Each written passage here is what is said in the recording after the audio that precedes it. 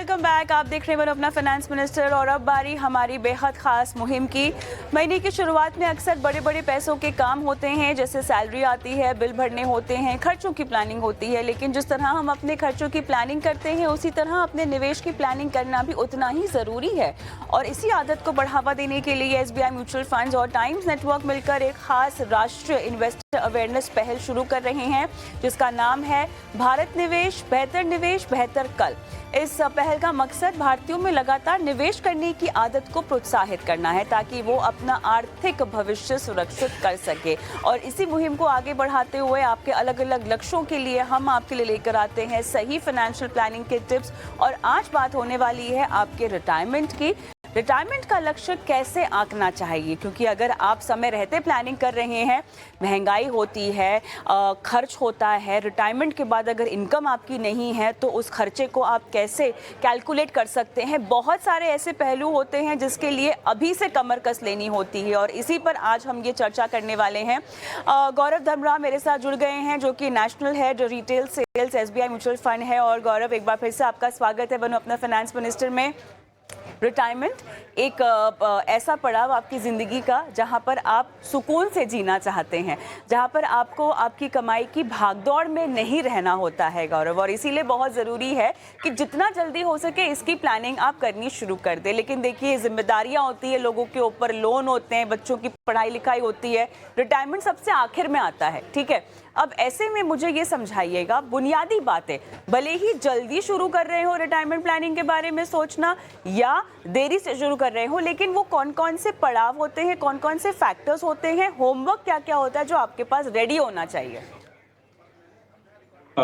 Thank you कविता, इस show पे invite करने के लिए। एक बहुत इंपॉर्टेंट क्वेश्चन आपने पूछा है, रिटायरमेंट प्लानिंग।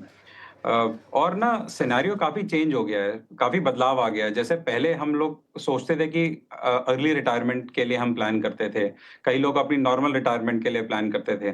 बट आज एक बहुत बड़ी फैक्टर आ गया है कि देयर इज़ एक नया कंपोनेंट आ गया रिटायरमेंट में, उसको आ गया है एडिशन ऑफ लाइफ स्पैन। पहले जनरली हमारी इंडिया में रिटायरमेंट एज 58 से 60 साल तक रहती है और हम आगे 10 से 12 साल तक के लिए प्लान करते थे। But better medical facilities, medical health care, जितने ज़्यादा आजकल हेल्थ पे प्रोत्साहन आ रहे हैं, उसको देखते हुए आज एक एवरेज इंडियन आराम से 80-82 साल जी जाता है। दैट मीन्स कि आराम से वो 20 से 22 साल की ज़िंदगी जी लेता है रिटायरमेंट के बाद। सेंसस के हिसाब से भी 2000 में हमारी जो लाइफ एक्सपेक्टेंसी थी वो 60 साल थी, आज वो बढ़ के 72 से 73 साल हो गई है।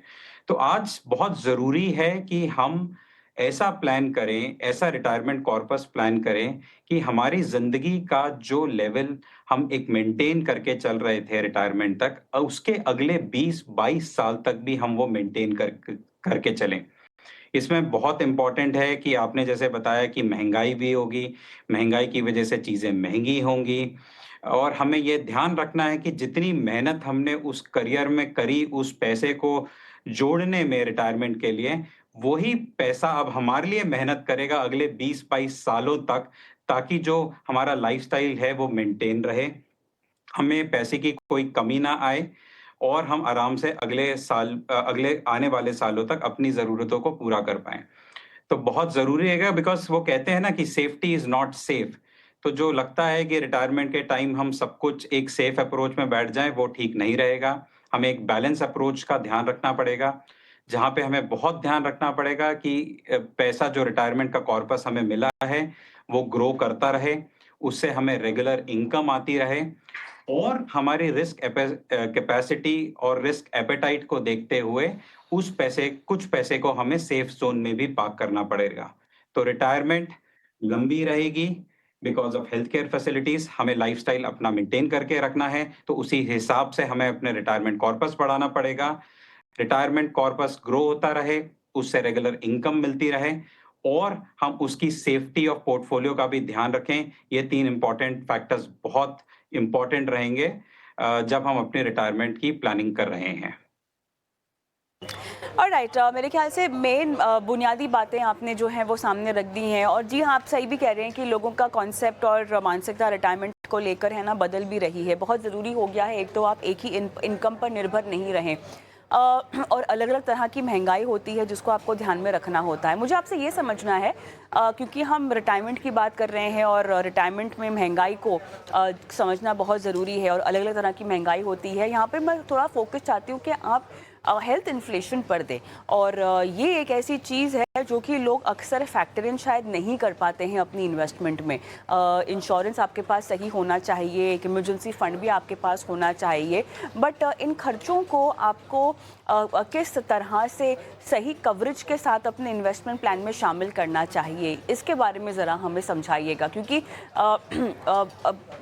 काफ़ी हद तक आप लोन फ्री हो जाते हैं। देखिए, अगर मैं 60 की उम्र के बाद की लाइफस्टाइल की बात करूं, और ऐसे में in terms of liabilities, financial liabilities बहुत लोग नहीं चाहते हैं कि उनके ऊपर रहे।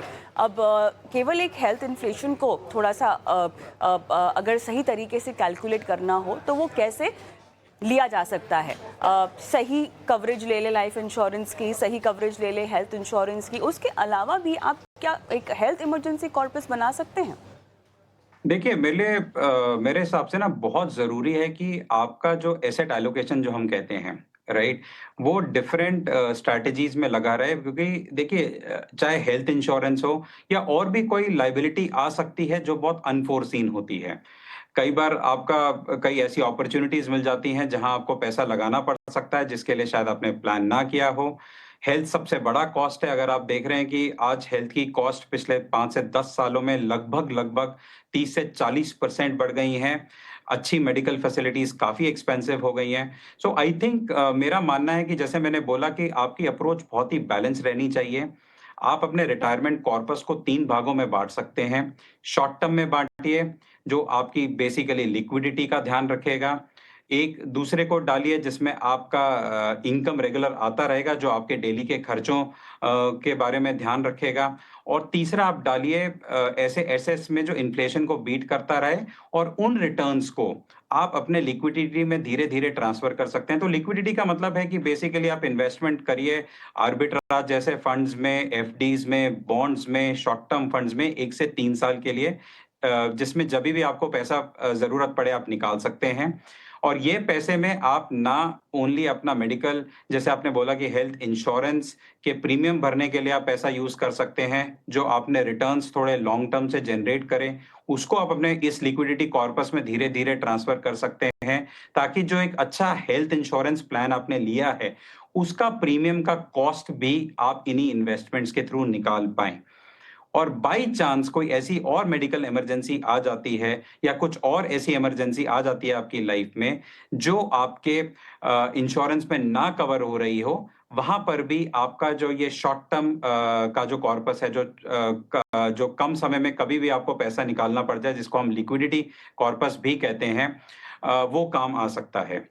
रिटायरमेंट इसको कहते हैं हम नेक्स्ट एक अप्रोच। बेसिकली ये रिटायरमेंट एक ऐसा पैसा है जो आपकी बाकी बची ज़िंदगी के लिए सारे उन खर्चों का ध्यान रख पाना चाहिए जो चाहे आपके नज़र में हो या नज़र में ना हो, एक्सपेक्टेड और अनएक्सपेक्टेड। तो इसलिए जैसे मैंने कहा कि आपका फ़ोकस रहना चाहिए बैलेंस्ड अप्रोच पे। पहला फैक्टर रेगुलर इनकम आती रहे जो आपके डे टू डे खर्चों का ध्यान रखे। दूसरा फैक्टर ऐसे रिटर्न वाले पोर्टफोलियो आप क्रिएट करें जिसकी रिटर्न से आप ना सिर्फ इन्फ्लेशन को बीट कर पा रहे हैं, बट जो आपने इंश्योरेंस कवर्स लिए हैं अपने घर के लिए, अपनी हेल्थ के लिए, उनका रिटर्न प्रीमियम भी आप जनरेट करके पूरा कर पाएं। और तीसरा लिक्विडिटी शॉर्ट टर्म वाला जो मैंने बोला, जैसे आर्बिट्राज फंड हो गए, शॉर्ट टर्म फंड हो गए, वो जब टाइम टू टाइम आपको कोई भी इमरजेंसी सिचुएशन आती है, कोई भी मेजर सिचुएशन आती है, उसके टाइम आपको पैसे की कमी ना पड़े, उन फंड्स में आप डाल के, उन इन्वेस्टमेंट स्ट्रैटेजीज में डाल के आप एक प्लानिंग कर सकते हैं। ऑलराइट, चलिए, मेरे ख्याल से रिटायरमेंट एक ऐसा पहलू है जहां पर हम लंबी चर्चा कर सकते हैं, लेकिन मेरा समय समाप्त हुआ हमारी इस पेशकश के लिए। आपने अपना कीमती समय दिया और मार्गदर्शन दिया हमारे दर्शकों को। बहुत बहुत धन्यवाद आपका।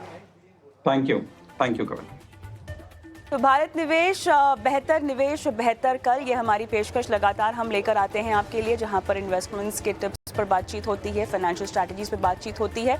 एक छोटा सा मैं ब्रेक लूंगी और ब्रेक के उस पार आपके फाइनेंशियल प्लानिंग की ओर रुख करेंगे। दर्शकों के सवाल जो हमारे पास आते हैं लाइव उनसे बात करेंगे, एक्सपर्ट बैठेंगे हमारे साथ जो आपको बताएंगे आपकी फाइनेंशियल रणनीति और निवेश सही है या नहीं, इस ब्रेक के बाद।